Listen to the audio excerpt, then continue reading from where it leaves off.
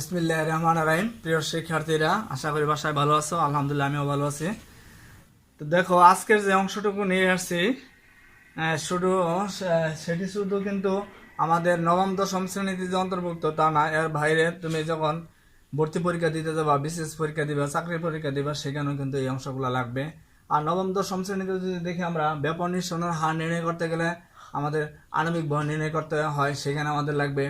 তারপরে আমাদের ষষ্ঠ অধ্যায়ের অঙ্ক করতে হয়, আণবিক ভর নির্ণয় করতে হয়, সেখানে আমাদের এই অংশগুলো লাগবে। চতুর্থ অধ্যায় ইলেকট্রন বিন্যাস করতে হয়, সেইখানে আমাদের অংশগুলো লাগবে।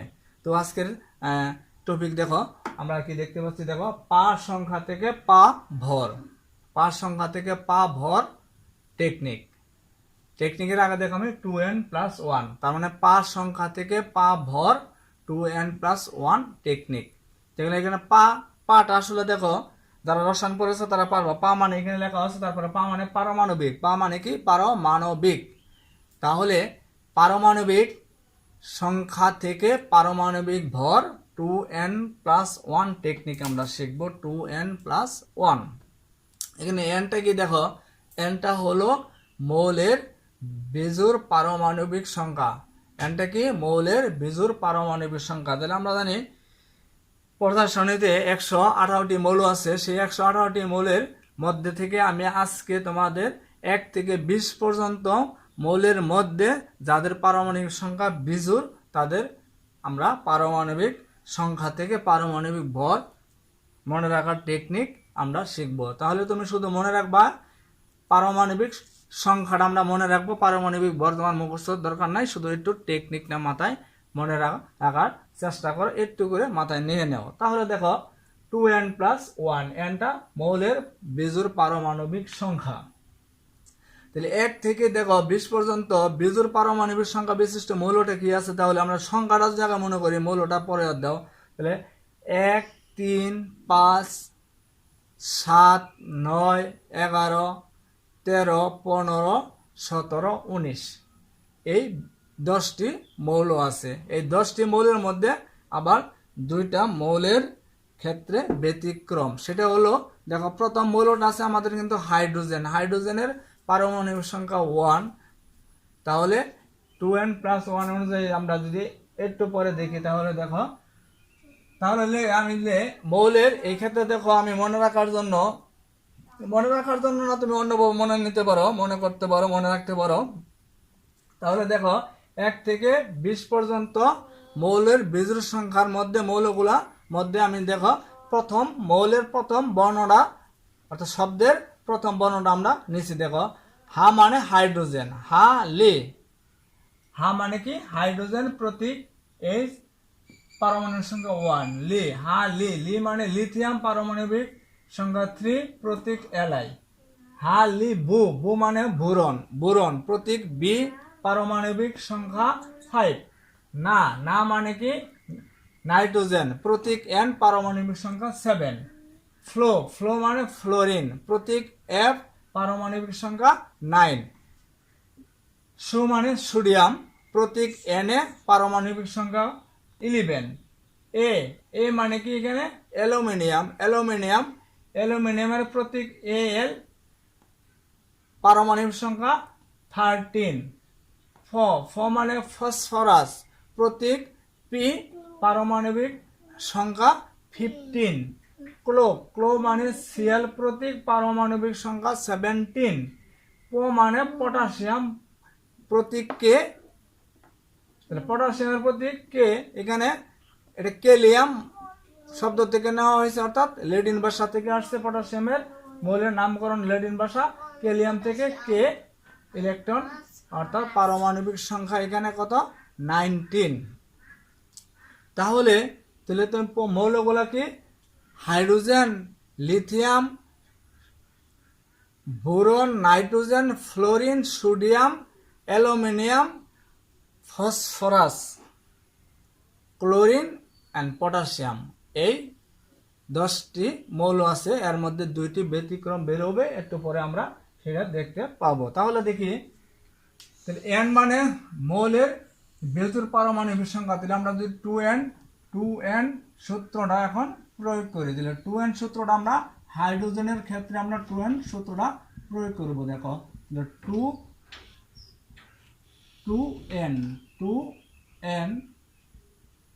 প্লাস 1 সূত্র, তাহলে এখানে 2 ইন্টু n প্লাস 1। হাইড্রোজেনের এখানে nটা হচ্ছে যে বিজোড় পারমাণবিক সংখ্যা, তাহলে হাইড্রোজেনের বিজোড় পারমাণবিক সংখ্যা এখানে 1, তাহলে মানটা যদি বসাও তাহলে 2 ইন্টু 1 প্লাস 1 দাঁড়ালো দেখো 2 প্লাস 1 তার মানে 3। হাইড্রোজেনের পারমাণবিক সংখ্যা 3, কিন্তু না, হাইড্রোজেনের পারমাণবিক সংখ্যা কত? 1। সুতরাং এটি ব্যতিক্রম। তাহলে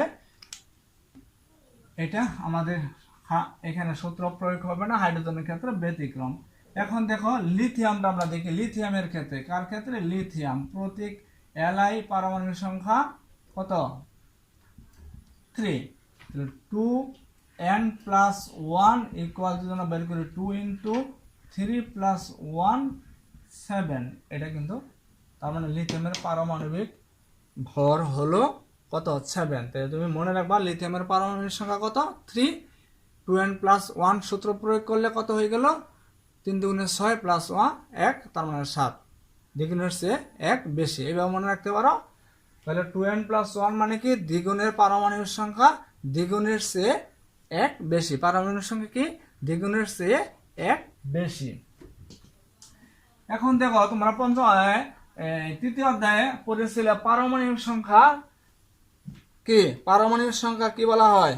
যে সংজ্ঞা বলি, মৌলের প্রোটন সংখ্যাকে পারমাণবিক সংখ্যা বলা হয়। আর এই পারমাণবিক সংখ্যাকে জেড দ্বারা প্রকাশ করা হয়। আর ভর সংখ্যা, তাহলে নিউটন, প্রোটন ও নিউটনের সমষ্টিকে ভর সংখ্যা বলা হয়। এই সেই ভর সংখ্যাকে কি এ দ্বারা প্রকাশ করে। তাহলে যদি আমরা এভাবে লিখি, দেখো তাহলে মৌল পারমাণবিক সংখ্যা জেড দ্বারা প্রকাশ করা হয়। জেড ভর সংখ্যা এ দ্বারা প্রকাশ করা হয়। তাহলে মৌল দেখো হাইড্রোজেনের ক্ষেত্রে ব্যতিক্রম চলে গেল। লিথিয়াম, মৌল লিথিয়াম Li, পারমাণবিক সংখ্যা 3, দ্বিগুণের চেয়ে 1 বেশি, 2n প্লাস 1 মানে 7 ভর সংখ্যা।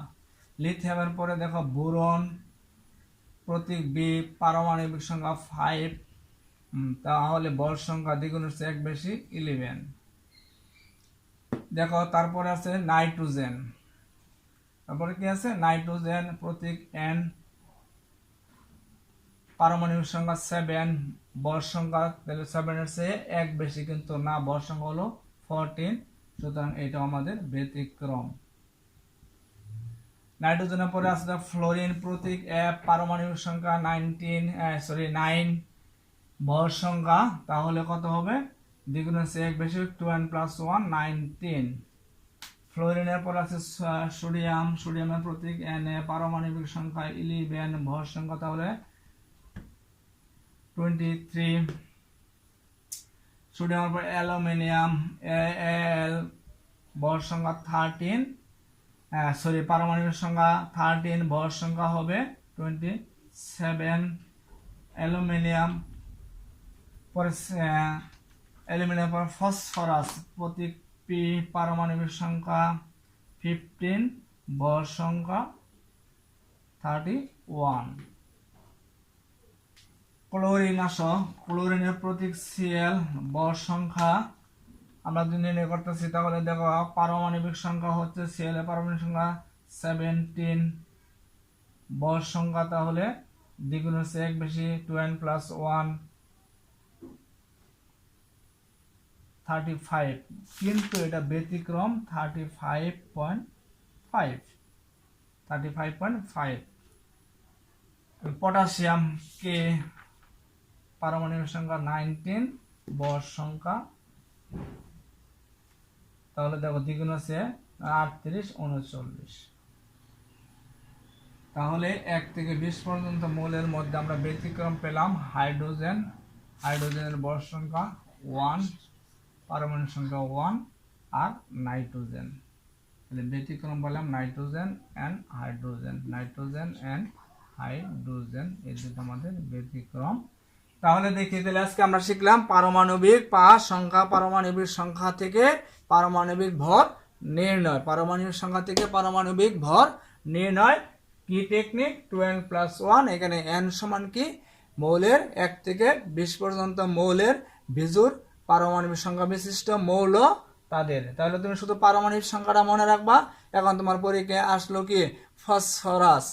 দিয়ে আসলো ফসফরাসের পারমাণবিক ভর নির্ণয় করবা। তাহলে অর্থাৎ ফসফরাসের পারমাণবিক ভর তাহলে প্রথমে মনে রাখতে হবে। ফসফরাসের পারমাণবিক ভর তোমার জানা নাই, বাট পারমাণবিক সংখ্যা তুমি জানো কত? 15। তাহলে 2n+1, তার মানে পারমাণবিক ভর এসে দাঁড়াবে কত? 31। মনে করো তোমার কি করবা?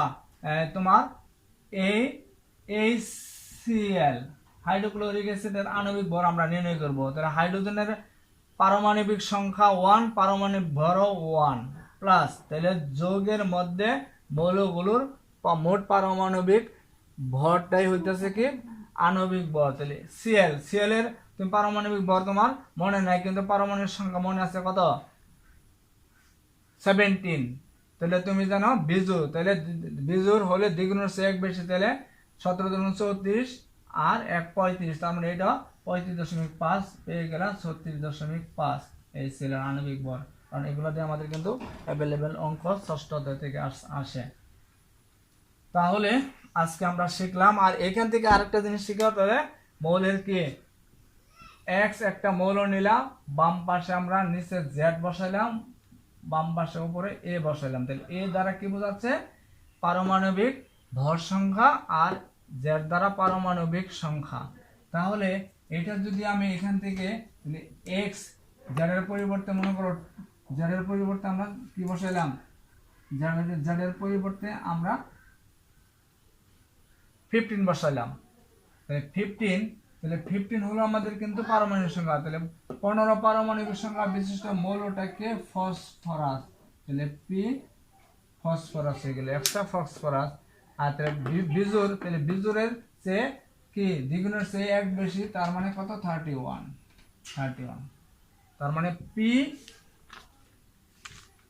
1531। এটা হলো আমাদের সংক্ষিপ্ত পদ্ধতি মৌলের মনে রাখার টেকনিক। তাহলে আজকে আমরা শিখলাম কি? পারমাণবিক সংখ্যা থেকে পারমাণবিক ভর নির্ণয়ে 2n+1 টেকনিক। এখানে শুধু মনে রাখবা। তাহলে 1 থেকে 20 পর্যন্ত আমরা কিন্তু শিখলাম।